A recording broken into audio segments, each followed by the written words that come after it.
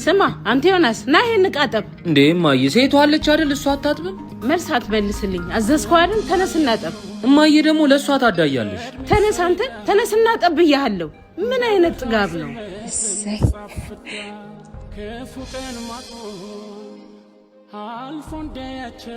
እችንም መጣዋት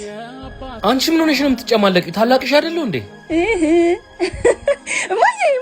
እማዬ እቺ ልጅ አለቃትም ቆይ አንተ ልጅ ለምንድን ነው ማታዋት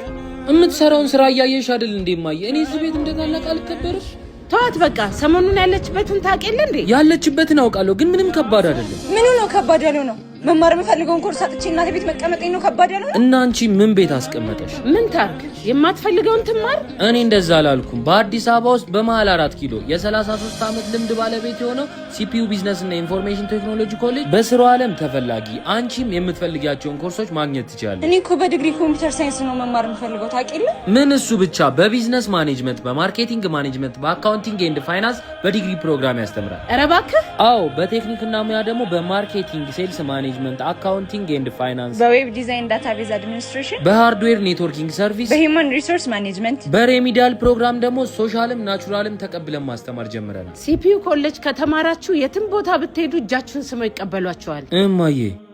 እጣባት በይ ችግርሽ ተፈቷል ሂጂና ጠቢ